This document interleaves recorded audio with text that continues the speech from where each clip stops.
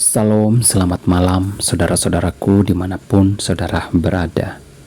Saya kembali menyapa saudara-saudaraku yang mungkin masih dalam perjalanan pulang ke rumah atau yang mungkin sudah beristirahat di rumah. Namun pada malam yang indah ini, sebelum kita beristirahat, saya mengajak saudara-saudara, sahabat-sahabatku dimanapun saudara berada, untuk kita membaca dan merenungkan firman Tuhan sebelum kita beristirahat malam hari ini.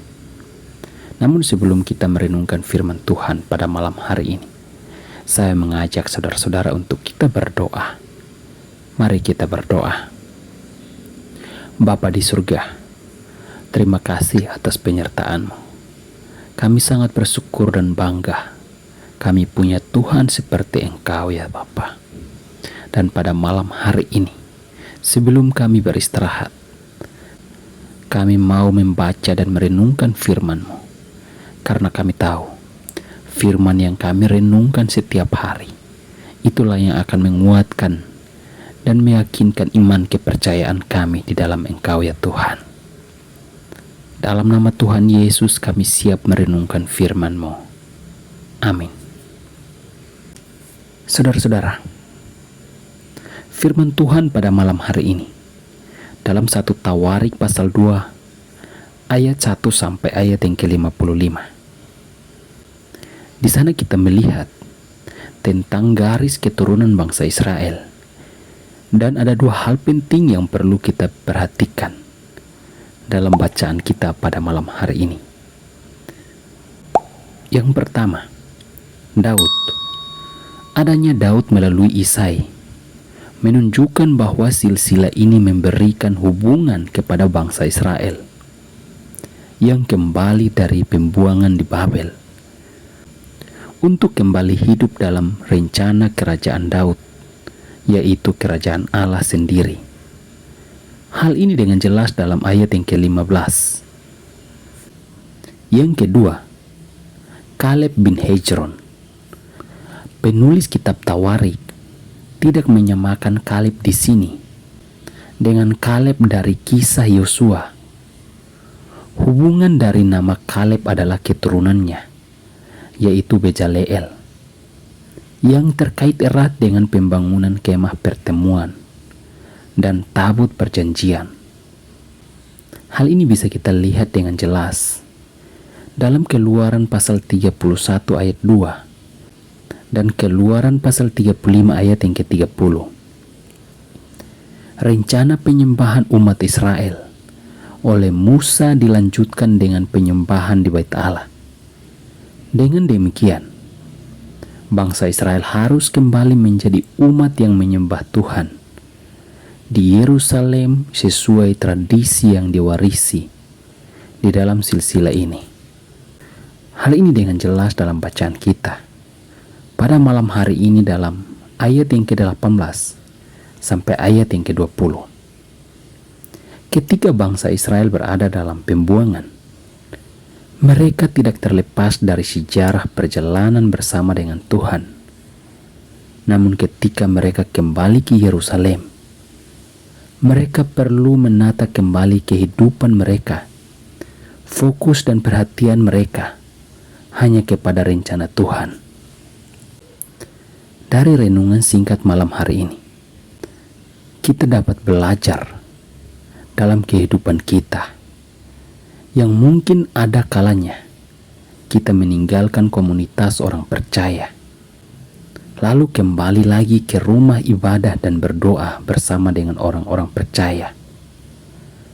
Mungkin saat kita kembali, kita akan merasa terasing, apalagi kita belajar untuk berfokus pada rencana Tuhan.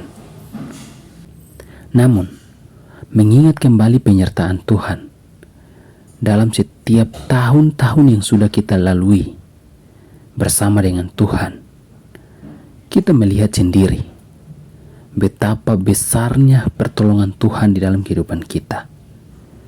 Dan kita pun juga harus membuka mata dan melihat setiap kasih karunia yang begitu besar terhadap kita. Dengan begitulah kita akan belajar untuk bersyukur, dan kecukupan dapat menolong kita keluar dari setiap pemikiran-pemikiran yang tidak benar, yang terus masih ada di dalam hidup kita. Maka kita akan sadar dan memberi diri kita lagi kepada Tuhan untuk mendengarkan setiap panggilan Tuhan yang akan membangkitkan kita, yang akan memberanikan kita untuk melangkah lebih maju lagi tanpa melihat setiap masa lalu.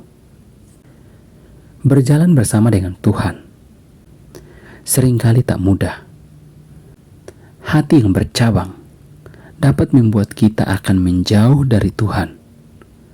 Berkali-kali kita merasa tidak sanggup dan gagal, tetapi Tuhan tidak akan menyerah terhadap kita dalam menjaga setiap langkah kehidupan kita dan menegakkan diri kita untuk kembali kepada Tuhan. Karena hanya Tuhanlah yang membuat kita untuk terus melangkah maju tanpa melihat kepada masa lalu kita. Apapun dosa yang sudah kita lakukan di masa lalu, jangan pernah menyerah dan jangan pernah berputus asa. Percayalah, ketika kita datang dan menyerahkan seluruh hidup kita kepada Tuhan, maka Tuhanlah yang akan menolong dan memberikan jalan yang terbaik bagi kita. Mari kita berdoa. Terima kasih Tuhan buat firman yang sudah kami renungkan pada malam hari ini. Kami diajarkan agar ketika kami diperhadapkan dengan berbagai situasi, masalah apapun, kami belajar untuk selalu bersyukur dan datang kepadamu ya Tuhan. Karena hanya di dalam Engkau ya Tuhan, Engkau yang akan menolong kami untuk kami terus melangkah maju mencapai masa depan yang kami harapkan. Dan pada malam hari ini, sebelum kami beristirahat, kami mau menyerahkan seluruh hidup kami ke dalam tangan kasih-Mu. Tuhan, Engkau yang menolong kami dalam peristirahatan malam hari ini. Hingga besok pagi, kami dapat bangun dengan tubuh yang sehat dan kuat, dan dapat melakukan setiap tugas dan pekerjaan yang Tuhan percayakan kepada kami. Dalam nama Tuhan Yesus kami berdoa dan mengucap syukur. Amin.